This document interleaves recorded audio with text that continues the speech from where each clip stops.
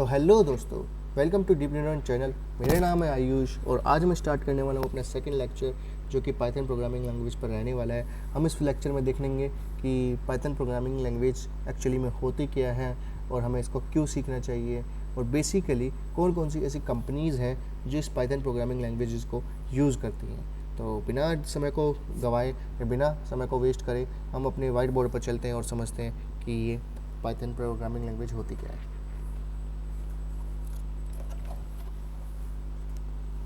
सबसे पहले हम देखते हैं कि पाइथन एक्चुअली में होता क्या है। तो पाइथन में मैंने लिखा पाइथन प्रोग्रामिंग लैंग्वेज, और हम इसको पाइथन लैंग्वेज भी बोल देते हैं। ठीक है, तो बेसिकली हर एक चीज़ में देखो एक लैंग्वेज आया है। ठीक है, तो सबसे पहले हम समझते हैं कि लैंग्वेज क्या है।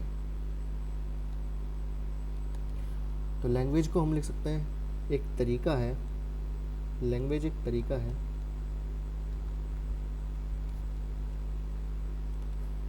जिससे हम अपने थॉट्स को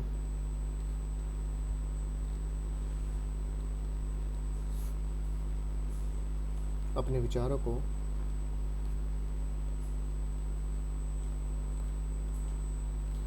दूसरों के सामने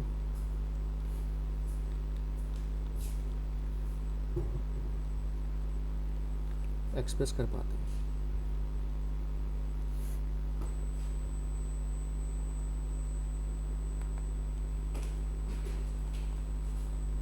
ठीक है, मैंने लिखा लैंग्वेज में, लैंग्वेज एक तरीका है या लैंग्वेज एक माध्यम है जिससे हम अपने थॉट्स को, अपने विचारों को दूसरों को ईजिली एक्सप्रेस कर पाते हैं। समझ पा रहे हैं? जैसे इसका एग्जांपल क्या हो सकता है? फॉर एग्जांपल अगर मैं इसी वीडियो की बात कर लूँ तो मैं हिंदी लैंग्वेज का यूज़ कर रहा हूँ एज अ मीडियम, ताकि मैं अपनी थॉट्स को, अपनी बातों को ईजिली एक्सप्रेस कर पाऊँ और आपके सामने रख पाऊँ। और आप क्या कर रहे हैं? आप हिंदी लैंग्वेज को समझ रहे हैं और ये समझ पा रहे हैं कि मैं क्या बोलना चाहता हूँ और क्या आपसे कहना चाह रहा हूँ। ठीक है, तो हम बोल सकते हैं हिंदी एक लैंग्वेज है। ऐसे ही पंजाबी और लिख सकते हैं हम इसमें मैथिली, तेलुगु। ठीक है, और कौन कौन सी हो सकती हैं? और हो सकती हैं लाइक कुमाऊनी। कुमाऊं रीजन में बेसिकली जो रहते हैं वो कुमाऊनी लैंग्वेज यूज़ करते हैं। गढ़वाली, जो गढ़वाल रीजन से रहते हैं। ठीक है, और बेसिकली हम बोल सकते हैं कन्नड़, जो कर्नाटक में लोग रहते हैं वो कन्नड़ लैंग्वेज यूज़ करते हैं। इंग्लिश, और भी बहुत सारी लैंग्वेजेस हैं, और भी मतलब लाइक लोकल लैंग्वेजेस हैं। अलग अलग रीजन के हिसाब से अलग अलग लैंग्वेजेस होती हैं। तो जैसे ही आप कोई रीजन चेंज करते हैं तो आपको वहाँ की अलग लोकल लैंग्वेज मिलती है जो कि लोग यूज़ करते हैं एक दूसरे से बातचीत करने के लिए। काफ़ी जगह आपने देखा भी होगा, राइट?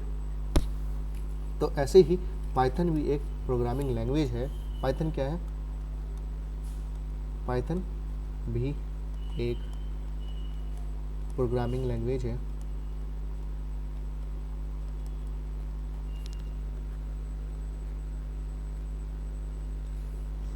जो कि यूज़ करी जाती है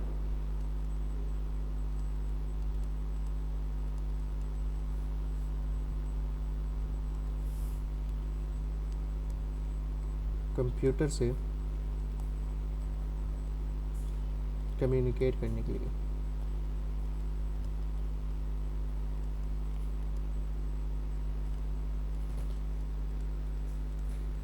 समझ पा रहे हैं? मैंने यहाँ पे लिखा पाइथन एक प्रोग्रामिंग लैंग्वेज है जो कि यूज़ करी जाती है कंप्यूटर से कम्युनिकेट करने के लिए। बेसिकली अगर हमको कंप्यूटर से बातचीत करनी है तो हमको पाइथन प्रोग्रामिंग लैंग्वेज या C++, जावा स्क्रिप्ट या फिर लो लेवल प्रोग्रामिंग लैंग्वेज जैसे बाइनरी लैंग्वेज होती है वो आनी चाहिए। ठीक है, तो पाइथन को हम इसलिए सीख रहे हैं कि पाइथन काफ़ी ज़्यादा ईजी है।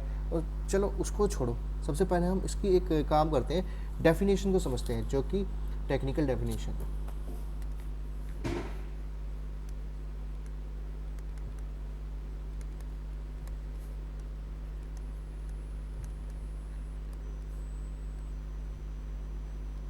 ठीक है, तो हम लिख सकते हैं यहाँ पे Python is an interpreted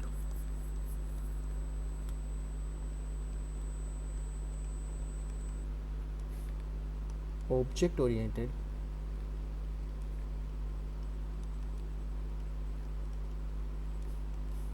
high level programming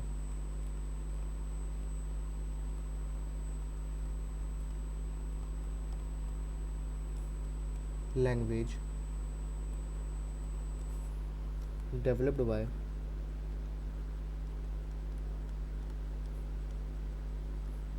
Guido van Rossum, कुछ लोग इसको रोसम भी बोलते हैं, इन 1991। ठीक है, तो मैंने ये डेफिनेशन लिखी है। ठीक है, Python is an interpreted object oriented high level programming language developed by Guido van Rossum in 1991। तो यहाँ पे अब हम समझेंगे कि ये इंटरप्रेटेड का क्या मतलब होता है, ऑब्जेक्ट ओरिएंटेड का क्या मतलब होता है, हाई लेवल प्रोग्रामिंग लैंग्वेज का क्या मतलब होता है। ठीक है, तो समझते हैं। सबसे पहले बात कर लेते हैं इंटरप्रेटेड की।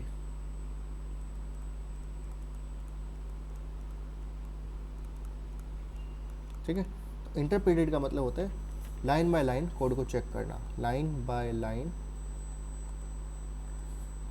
कोड को रीड करना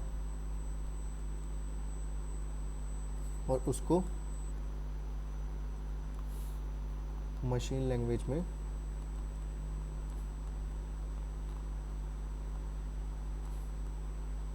कन्वर्ट करना।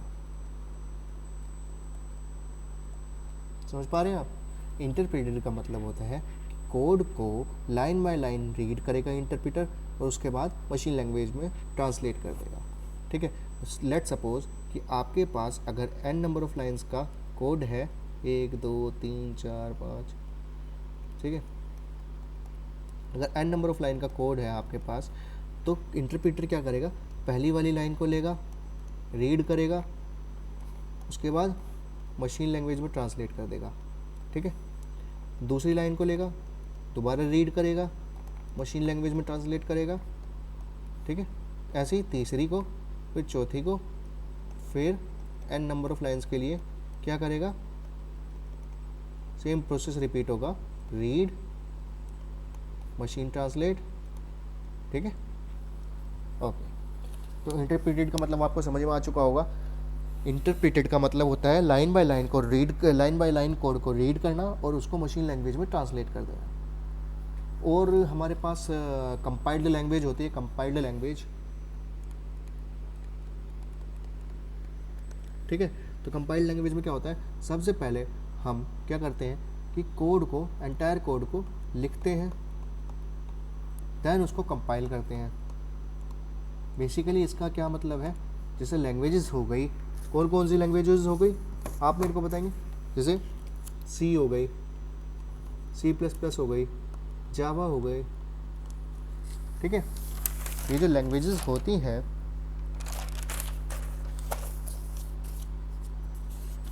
सॉरी, तो ये होती हैं कंपाइल्ड लैंग्वेज। ठीक है, कंपाइल्ड लैंग्वेज में क्या होता है, सबसे पहले एंटायर कोड को लिखा जाता है, उसके बाद मशीन लैंग्वेज में ट्रांसलेट करा जाता है। बट पाइथन में क्या हो रहा है, पाइथन में कुछ इस तरीके से हो रहा है, जैसे लाइक पहले वो पहली लाइन को ले रहा है, उसको रीड करा, उसको मशीन लैंग्वेज में ट्रांसलेट कर दिया, दूसरी लाइन को लिया, रीड करा, मशीन लैंग्वेज में ट्रांसलेट कर दिया। पर यहाँ पे कंपाइल लैंग्वेज में क्या हो रहा है, पहले पूरा कोड लिखा, उस पूरे कोड को कंपाइल करा, कंपाइल करने का मतलब पूरे कोड को एक साथ ही ट्रांसलेट कर रहा है, और यहाँ पे लाइन बाय लाइन ट्रांसलेट हो रहा है। तो ये बेसिक डिफरेंस रहता है इंटरप्रेटर और कंपाइलर में। ठीक है, उसके बाद हमने देखा था डेफिनेशन में, लाइक अपने पास था क्या, ऑब्जेक्ट ओरिएंटेड। ऑब्जेक्ट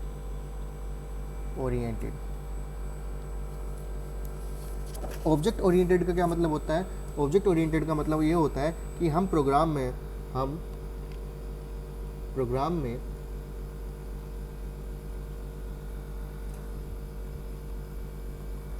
चीज़ों को ऑब्जेक्ट के रूप में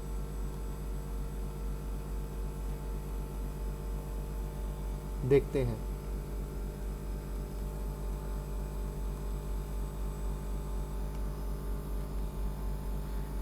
एक ऑब्जेक्ट ठीक है, हम कह सकते हैं एक ऑब्जेक्ट रियल वर्ल्ड में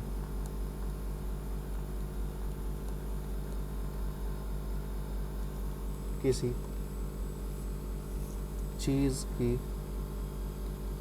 जैसा होता है। हम कह सकते हैं कि एक जो ऑब्जेक्ट होता है वो रियल वर्ल्ड में किसी चीज़ के जैसा होता है। समझ पा रहे हैं कि नहीं समझ पा रहे हैं?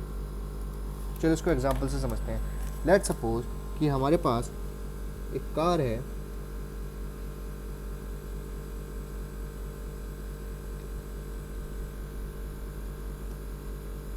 ठीक है, मान लो ये एक कार है, ठीक है, तो इसके कुछ लाइक प्रॉपर्टीज़ होंगी, जैसे इसका कलर, ठीक है, दूसरा कलर के अलावा इसका मॉडल, तीसरा इसका फंक्शन कि ये करता क्या है। कलर मान लो इसका रेड है, मॉडल इसका 2015 है, और फंक्शन क्या है इसका कि ये चलती है, रोड पर चलती है, ठीक है। या फिर हम बोल सकते हैं, दूसरा एग्जांपल ले सकते हैं, एक स्टूडेंट है, तो स्टूडेंट के क्या वो हो सकते हैं, स्टूडेंट की हाइट, ठीक है, उसका वेट, उसके लाइक बॉडी स्ट्रक्चर, हैंड है या फिर लेग है, ठीक है, और उसका फंक्शन क्या है, उसका फंक्शन डिफरेंट जगह पे डिफरेंट फंक्शंस होंगे। फिलहाल मैंने स्टूडेंट बोला है तो स्कूल के हिसाब से लेते हैं, स्कूल के हिसाब से लेते हैं, कॉलेज के हिसाब से लेते हैं, तो इसका क्या फंक्शन है, इसका फंक्शन है स्टडी करना, ठीक है। ये उसके लाइक प्रॉपर्टीज़ हो गई और ये उसका फंक्शंस हो गया। तो ऐसे ही हम अपनी लाइक प्रोग्रामिंग लैंग्वेज में ऑब्जेक्ट्स को डिफाइन करते हैं, और ऑब्जेक्ट्स जो होते हैं रियल वर्ल्ड में किसी चीज़ की तरह होते हैं। समझ पा रहे हैं? परफेक्ट।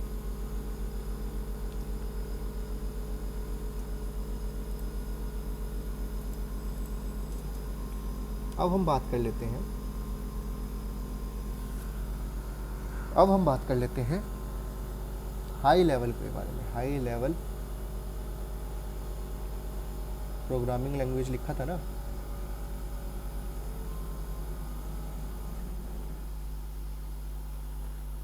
तो बेसिकली जो लैंग्वेज होती है यहाँ पे मैं दो पार्ट में डिवाइड कर देता हूँ, एक तो हाई लेवल और एक लो लेवल। तो ये जो हाई लेवल प्रोग्रामिंग लैंग्वेज होती है वो लैंग्वेज होती है जिसको ह्यूमन समझ सकते हैं,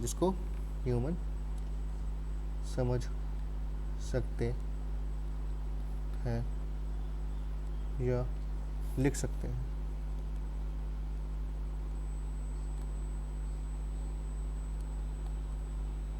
समझ पा रहे हैं? हाई लेवल प्रोग्रामिंग लैंग्वेज वो लैंग्वेज होती है जो कि ह्यूमन द्वारा समझी जाती हैं या लिखी जाती हैं। एग्जाम्पल के तौर पर, फॉर एग्जाम्पल लाइक इंग्लिश, ठीक है। तो इंग्लिश एक ऐसी लैंग्वेज है जो इसको हम ह्यूमन लोग समझ सकते हैं और लिख सकते हैं, राइट। सो लो लेवल प्रोग्रामिंग लैंग्वेज कौन सी हो गई? Low level programming language. तो लो लेवल प्रोग्रामिंग लैंग्वेज वो लैंग्वेज होती है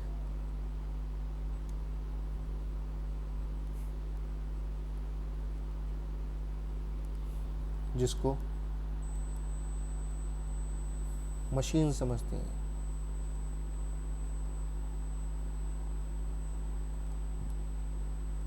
ठीक है। तो लो लेवल प्रोग्रामिंग लैंग्वेज वो लैंग्वेज होती है जिसको मशीन समझती है, जैसे बाइनरी लैंग्वेज। बाइनरी लैंग्वेज के बारे में किसी ने सुना है? बाइनरी लैंग्वेज, तो बाइनरी लैंग्वेज जैसे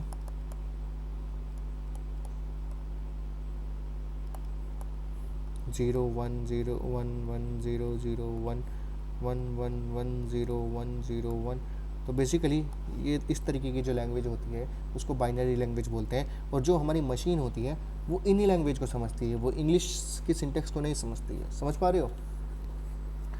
तो हमने लिखा था पाइथन एक हाई लेवल प्रोग्रामिंग लैंग्वेज है। हाई लेवल का मतलब कि वो इंग्लिश टाइप है, जिसको ह्यूमन समझ सकते हैं। तो और सर आपने ये बताया था कि जो लैंग्वेज होती है वो लाइक एक मीडियम होता है अपनी बातों को रखने का और एक कम्युनिकेशन का और को बिल्ड करने का। तो कंप्यूटर और ह्यूमन के बीच में कम्युनिकेशन बिल्ड कर सकें, इसलिए हम पाइथन प्रोग्रामिंग लैंग्वेज को यूज़ कर रहे हैं। बट सर अब दिक्कत तो ये है कि पाइथन जो प्रोग्रामिंग लैंग्वेज है, आपने बोला कि हाई लेवल प्रोग्रामिंग लैंग्वेज है, और आपने साथ साथ ये भी बताया है कि जो मशीन होती हैं वो लो लेवल प्रोग्रामिंग लैंग्वेज को समझती है, हाई लेवल प्रोग्रामिंग लैंग्वेज को नहीं समझती। तो ये तो दिक्कत हो गई। ओबियसली बात है, सही बोल रहे हैं आप। तो इस दिक्कत को दूर करने के लिए इसलिए हमने इंटरप्रेटेड भी बोला है, इंटरप्रेटेड।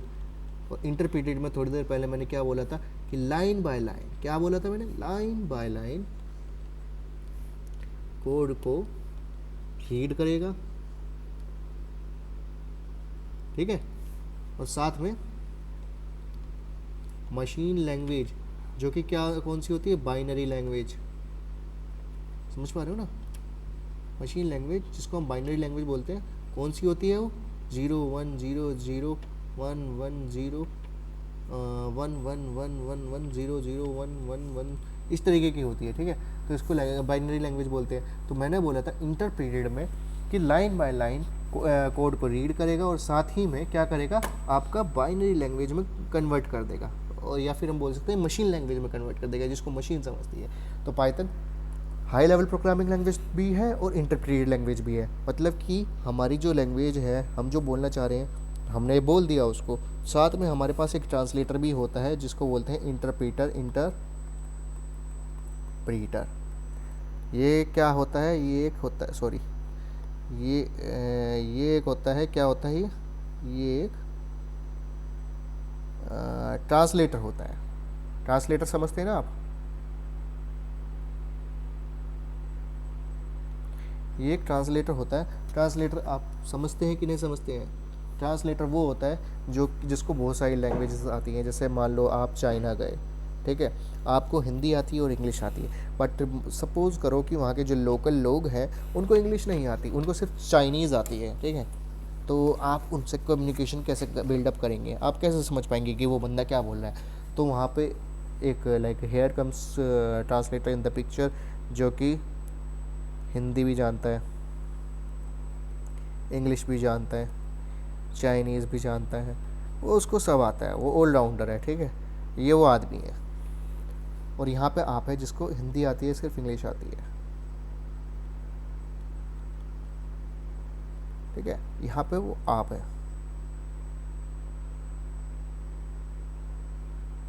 और यहाँ पे वो ट्रांसलेटर है। और यहाँ पे मान लो तीसरा शख्स है, छोटी छोटी आंखों का, चाइनीज़ सा, ठीक है जिसको सिर्फ चाइनीज़ आती है, चिंग चोंग वाली, हाँ वही भाई, ठीक है। तो अब आप क्या करेंगे?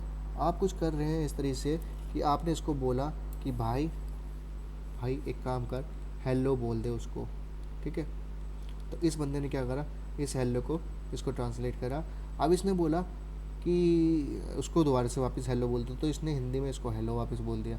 अब ये क्या कर रहा है? कह रहा है कि उससे पूछो कि वो कैसा है।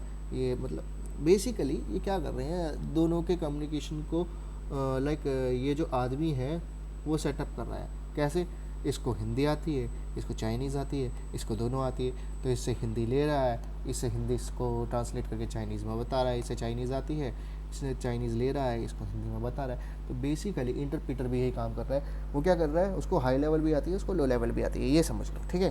तो अब वो क्या कर रहा है? वो हाई लेवल प्रोग्रामिंग लैंग्वेज को, HL को क्या कहते हैं, इंटरप्रेटर ले रहा है और ML में, मशीन लैंग्वेज में कन्वर्ट करके दे रहा है। और मशीन लैंग्वेज आपको पता ही है कौन सी होती है, तो इंटरप्रेटर का काम ये होता है। और हाई लेवल का भी आप समझ चुके हैं, हाई लेवल प्रोग्रामिंग लैंग्वेज क्या होती है, आप समझ चुके हैं इंटरप्रेटेड क्या होता है, आप समझ चुके हैं ऑब्जेक्ट ओरिएंटेड क्या होता है। तो अब हम बात करते हैं कि मैं एक चीज़ बताना भूल गया था, पाइथन जो होती है वो क्या होती है, डायनामिकली टाइप्ड। डायनामिकली टाइप्ड का क्या मतलब होता है वो हम देखते हैं। पाइथन जो होती है, Python is dynamically typed language. समझ पा रहे हैं? पाइथन जो होती है वो एक डायनामिकली टाइप्ड लैंग्वेज होती है। डायनामिकली टाइप्ड का क्या मतलब होता है, हम इस चीज़ को समझ रहे हैं। समझ पा रहे हैं? जैसे कि अदर लैंग्वेजेस हो गई, जैसे C++ हो गई, C++ में हमें एक्सप्लिसिटली बताना पड़ता था इंट a = 10। जो a नाम का वेरिएबल है उसमें जो होती है इंटीजर नाम की वैल्यू है भाई, इंटीजर नाम की वैल्यू है, ठीक है, इंटीजर नाम की वैल्यू है। समझ पा रहे हैं? बट पाइथन में क्या हो रहा है, पाइथन में ज़रूरी नहीं है बताने का कि जो a वेरिएबल है इसमें जो है ये इंटीजर टाइप की वैल्यू है।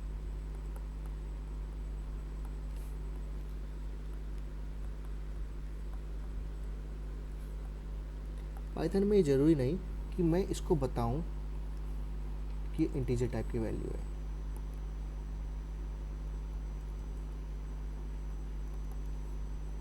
ठीक है, तो ड्यूरिंग द रन टाइम जो हमारा पाइथन होता है ऑटोमेटिकली डिटेक्ट कर लेता है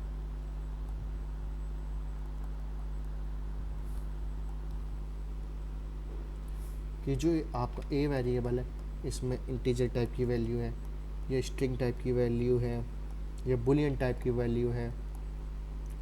ठीक है, या फिर हम कह सकते हैं फ्लोटिंग टाइप की वैल्यू है, या फिर हम कह सकते हैं कॉम्प्लेक्स टाइप की वैल्यू है।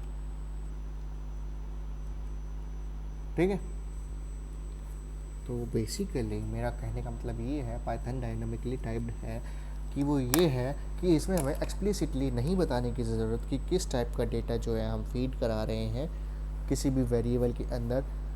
ये automatically during the run time automatically detect कर लेगा कि किस टाइप का वैल्यू आप दे रहे हैं।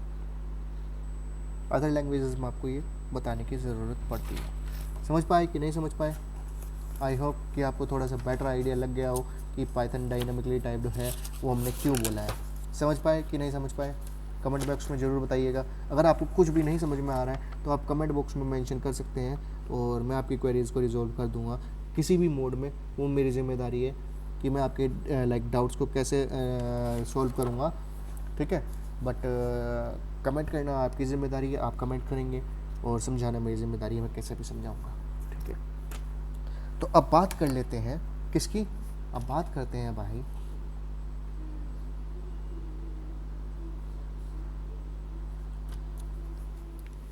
हमने ये तो देख लिया पाइथन क्या होता है, पर वाई पाइथन? पाइथन ही क्यों भाई? जब मार्केट में इतनी सारी लैंग्वेजेस आ चुकी हैं तो मैं पाइथन को ही क्यों चूज़ करूं? मेरे पास बहुत सारे तो ऑप्शंस हैं, मैं उनको क्यों नहीं चूज़ करूं? मैं पाइथन ही क्यों करूंगा? ये भी एक क्वेश्चन है, बहुत अच्छा क्वेश्चन है। तो मैं इसके लिए कहूँगा पाइथन एक बिगिनर फ्रेंडली लैंग्वेज है। क्या है? बिगिनर फ्रेंडली लैंग्वेज है। और जब मैं कहता हूँ कि पाइथन एक बिगिनर फ्रेंडली लैंग्वेज है, इसका मतलब है कि काफ़ी इजी टू यूज़ है। इसके जो मोस्ट ऑफ द सिंटेक्स हैं, सिंटेक्स का क्या मतलब होता है, लिखने का तरीका, वो इंग्लिश लैंग्वेज से मैच करते हैं, लाइक इंग्लिश लैंग्वेज। तो आदमी ईजिली कोरिलेट कर पाता है और ईजिली समझ पाता है कि बोलना क्या चाह रहा है। दूसरा मैं रीज़न दूंगा वाइड एप्लीकेबिलिटी। वाइड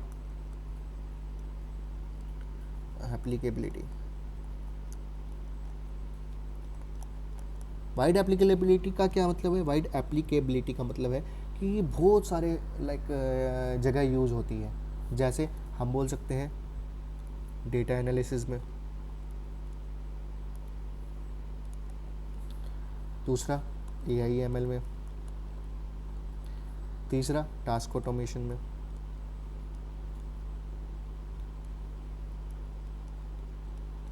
चौथा स्क्रिप्टिंग में।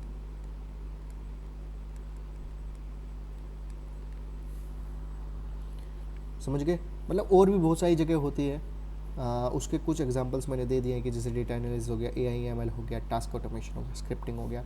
तीसरा मैं रीज़न देना चाहूँगा आपको कि लाइक काफ़ी ज़्यादा रिच इकोसिस्टम है इसका, rich ecosystem of libraries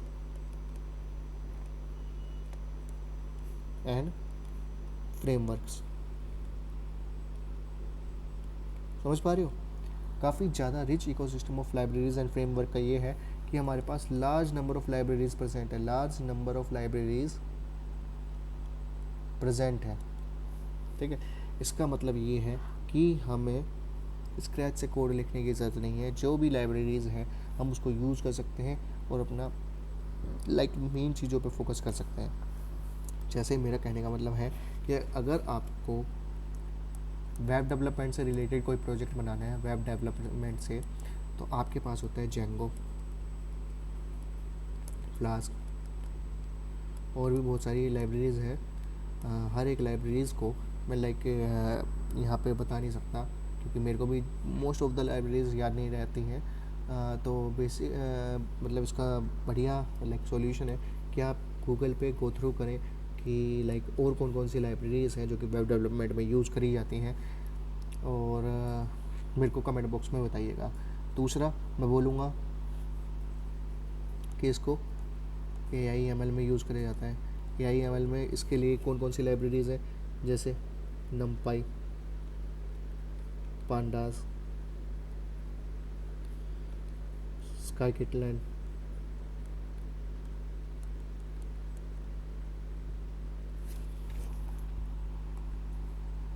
seaborne for data visualization, Matplotlib for data visualization, ठीक है, Plotly also for data visualization, and TensorFlow for deep learning project, Keras is also used for deep learning projects and much more। और भी बहुत सारी libraries हैं, आप go through करके बताइएगा मेरे को और कौन कौन सी लाइब्रेरीज यूज़ करते हैं हम इसमें। ओपन सी भी हो गई, मैं ओपन सी भी लिख दिया। मतलब यार अभी जिस टाइम पे मैं पढ़ा रहा हूँ मेरे को जो जो लाइब्रेरीज याद आ रही हैं वो मैं आपको बताते जा रहा हूँ, पर ऐसे ज़रूरी नहीं है कि जितनी मैंने बताई हैं कि उतनी ही लाइब्रेरीज पर्टिकुलर चीज़ों के लिए यूज़ होती हैं। और भी बहुत सारी लाइब्रेरीज़ हैं, नहीं आती यार लाइक सेम टाइम पे याद कि जिस टाइम पे मैं पढ़ा रहा हूँ कि मेरे को सारी याद हो। बहुत सारी लाइब्रेरीज़ हैं, सारी के सारी का नाम याद रखना मेरे लिए भी थोड़ा डिफ़िकल्ट है, तो इसलिए बेटर है कि इसलिए बार बार बोल रहा हूँ कि आप गूगल पे चेक कर सकते हैं। और भी बहुत सारी लाइब्रेरीज़ हैं जिसको यूज़ करके हम AIML के प्रोजेक्ट्स बना सकते हैं, वेब डेवलपमेंट के प्रोजेक्ट बना सकते हैं, ठीक है। और हम बोल सकते हैं लाइक डेटा विजुअलाइजेशन का मैंने आपको बता ही दिया है। हार्डवेयर प्रोग्रामिंग भी यूज़ कर सकते हैं, ठीक है, जिसमें रास्पबेरी पाई होता है, ठीक है। और लाइक और भी बहुत सारी चीज़ें होती हैं ये जो कि लाइक कर सकते हैं हम पाइथन प्रोग्रामिंग लैंग्वेज से। तो तीसरा रीज़न ये हो गया। चौथा रीज़न क्या हो गया? चौथा रीज़न देखते हैं। चौथा रीज़न है ग्रेट ऑनलाइन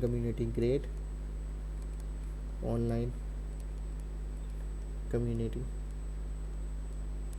सपोर्ट। तो ग्रेट ऑनलाइन कम्युनिटी सपोर्ट का मतलब ये है कि हमारे पास काफ़ी ज़्यादा बड़ा कम्युनिटी है पाइथन प्रोग्रामिंग लैंग्वेजेस के लिए, जिसकी वजह से अगर आपका भी कोई भी एरर फेस करते हैं ड्यूरिंग योर कोडिंग, तो आप उस पर्टिकुलर एरर को गूगल पे डायरेक्टली सिंपली पेस्ट कर सकते हैं। वहाँ पे आप स्टैक ओवरफ्लो हो गया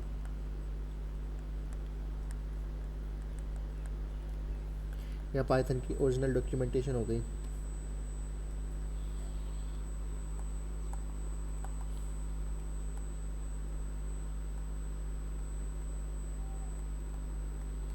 उस पर यूज़ करके आप अपने एरर को रिजॉल्व कर सकते हैं।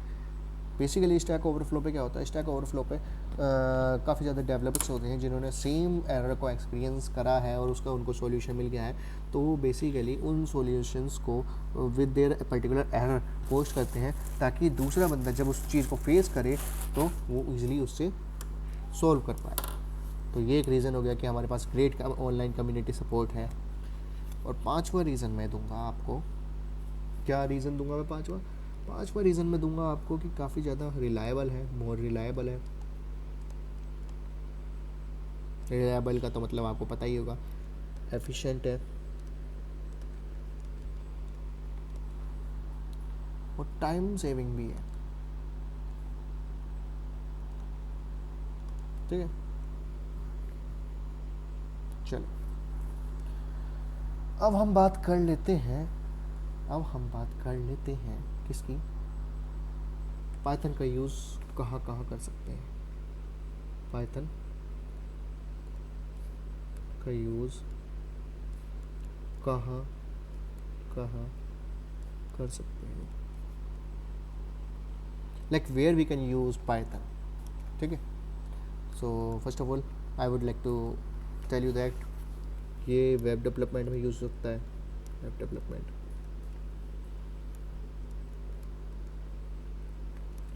दूसरा मैंने आपको बताया था सॉफ्टवेयर डेवलपमेंट में यूज़ होगा।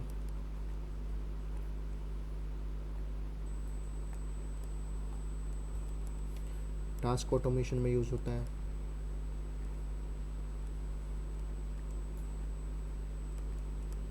ठीक है, और डेटा एनालिसिस में यूज़ होता है।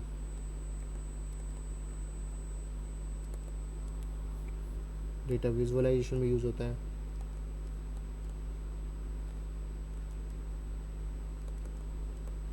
मशीन लर्निंग में यूज़ होता है।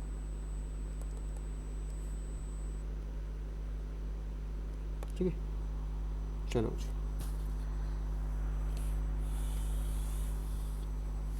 और कहाँ यूज़ कर सकते हैं हम इसको, और यूज़ कर सकते हैं क्लाउड एंड डेवऑप्स में भी। ठीक है, ओके। उसके बाद हम देखते हैं कि कौन कौन सी company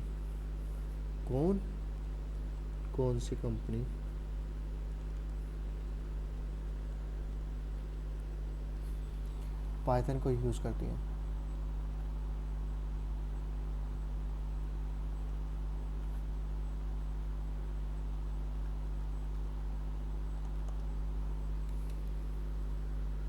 Nowadays, which company use Python in their projects? ठीक है, सो मेरा आंसर होगा ऑल कंपनीज। ऑलमोस्ट आजकल हर एक कंपनी कहीं ना कहीं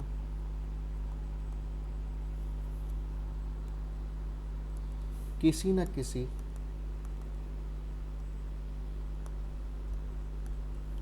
प्रोजेक्ट में पाइथन को यूज़ कर रही है।